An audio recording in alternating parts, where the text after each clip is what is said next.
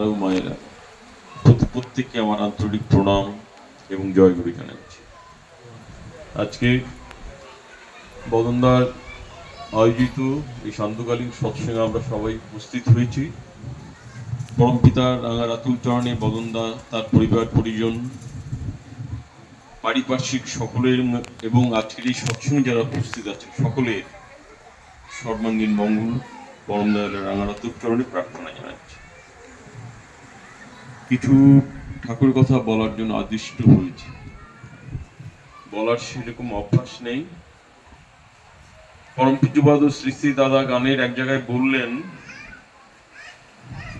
মোরা আঘাত পুরাই কর্মদোষে, মন সদারয় পর বসে,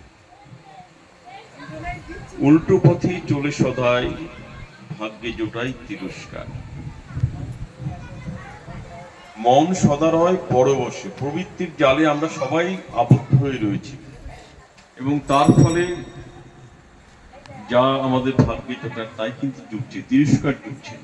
কিন্তু পরম দয়াল কিন্তু আমাদের ছেড়ে দেওয়ার পাত্র না, কিন্তু তিনি দুহাত বাড়িয়ে রয়েছেন। আমরা যাতে তার শ্রীচরণে সবাই উপস্থিত, তার কাছে আমরা সবাই যেন ছুটে যাই, সেই দুহাত তিনি কিন্তু বাড়িয়ে রয়েছেন। তিনি কাউকে ছাড়তে চান না, একটা মানুষকে তিনি ছাড়তে চান না। তার জন্য পরম পূজ্যপাদ শ্রী শ্রী আচার্যদেব এই ডিপি ওয়ার্কের কথা বলছেন। এত মানুষ আমরা তার চরণাশ্রিত হয়েছি, কেউ আমরা দূরে সরে গেছি। আমাদের সবচেয়ে বড় শত্রু হলো আমাদের মন। মনটাকে আমরা কেউ নিয়ন্ত্রণ করতে পারি না। এই নিয়ন্ত্রণ করার জন্যই ঠাকুরের কাছে আমরা এসেছি। এই মন সবসময় আমাদের নিজেকে প্রতিষ্ঠা করতে চায়।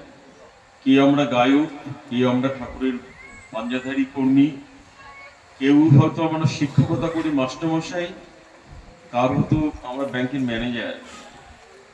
প্রত্যেককে আমরা প্রতিষ্ঠা করতে চাই, আমরা কেউ কম জানি না। ঠাকুর পরমপূজ্যপাদ শ্রী শ্রী দাদা এক জায়গায় বলছেন, আমাদের এই মনটাকে যদি আমরা উল্টে লিখি তাহলে মনটা হয়ে যায় নম, মানে নত।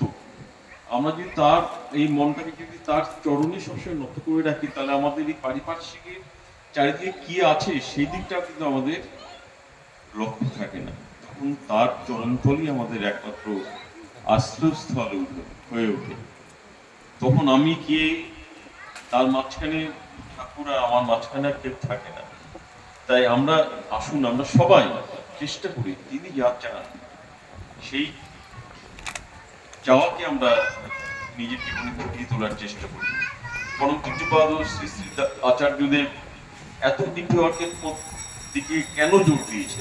কারণটা আমরা দীক্ষা নেওয়ার সময় যে শপথ নিয়েছিলাম, সেই শপথ থেকে আমরা সরে এসেছি। আমরা বলেছিলাম যে অদ্বৈতে আমার পারিপার্শ্বিক ইষ্টভ্রাতার আপদে বিপদে যথাসাধ্য অর্থ, বাক ও বাস্তব কর্মে সাহায্য করিয়া তাহাদের আপদ মুক্তির জন্য আমি বদ্ধপরিকর হইলাম।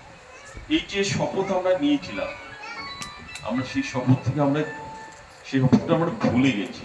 সেটাকেই আমাদের পরম পূজ্যপাদ শ্রী শ্রী আচার্যদেব পরম পূজ্য নবীনদা বারবার স্মরণ করে দিচ্ছে। আমাদের ঠাকুরের আমরা অনেকেই দীক্ষা নিয়েছি, দীক্ষা নিয়ে হয়তো আমাদেরই গাফিলতিতে আমরা তাদের খোঁজ খবর রাখিনি। তারা কেমন আছে, তাদের কোনো অসুবিধা আছে কিনা, স্কুতি ঠিক মতো করছে কিনা, সেই সমস্ত দিকে আমরা খোঁজ খবরগুলো আমরা নেইনি। এটা আমাদের দোষ। তাই সেই কথাকে স্মরণ করিয়ে পরম পূজ্যপাদ আচার্যদেব টুকুনি অবিন্দা প্রতিটা ঘরে ঘরে আমাদের যাওয়ার জন্য তিনি বারবার যাওয়ার কথা বলছেন এবং তারা কেমন আছে সেই বার্তাটা পৌঁছে দেওয়ার কথা। আচার্যদেব বলছেন যে তারা কেমন আছে এই খবরটা যেন আমরা নেই এবং প্রত্যেকের যে অসুবিধাগুলো আছে সেই অসুবিধাগুলোকে যেন আমরা দূর করার চেষ্টা করি। আসুন, এটাই কিন্তু এখন আমাদের প্রধান আশীর্বাদ পরম পূজ্যপাদ শ্রী আচার্যদেবের। আসুন, তিনি যে কেউ তার কাছে গেলেই তিনি জিজ্ঞেস করছেন ডিপি ওয়ার্ক করছেন তো। এখন আবার আরেকটা কথা বলছেন যে ডিপি ওয়ার্ক শুধু আমরা করলে হবে না, বা বাড়ির যে ছোট ছোট ছেলে মেয়েরা আছে তারা বেরোচ্ছে তো, আমরা হয়তো ঠাকুরের কাজ করে একদিন বেরিয়ে যাবো, কিন্তু আমরা যদি আমাদের পরবর্তী প্রজন্মকে তৈরি করে না রেখে যাই, ঠাকুরকে যদি তাদের মধ্যে প্রতিষ্ঠা করে না যায়, তাহলে কিন্তু ঠাকুর ধরাই আমাদের কোনো সার্থকতা থাকবে না। তাই তারাও যাতে ডিপি ওয়ার্ক করে, তারাও যাতে প্রতিটা মন্দির যেখানে আছে সেই মন্দিরে যাতায়াত করে, প্রতিটা সৎসঙ্গে অ্যাটেন্ড করে, সেই দিকে যেন আমরা আমাদের ছোট ছোট ছেলে মেয়েদের প্রতি যেন সেই লক্ষ্যটা রাখি। আসুন আমরা পরম পূজ্যপাদ শ্রী শ্রী আচার্যদেব যে নির্দেশ করছেন সেই নির্দেশকে নিজের জীবনে বাস্তবে প্রতিফলিত করে আমাদের নিজের জীবনকে সুন্দর করে তুলি, এবং যারা আমরা ঠাকুরের চরণতলে আশ্রয় নিয়েছি তাদের প্রত্যেককে ঠাকুরের পথে এগিয়ে নিয়ে যাওয়ার চেষ্টা করি। প্রিয় পরমের রাঙ্গারাতন চরণে আবার সবার মঙ্গল কামনা করে আমি আমার কথা শেষ করছি। জয় গুরু।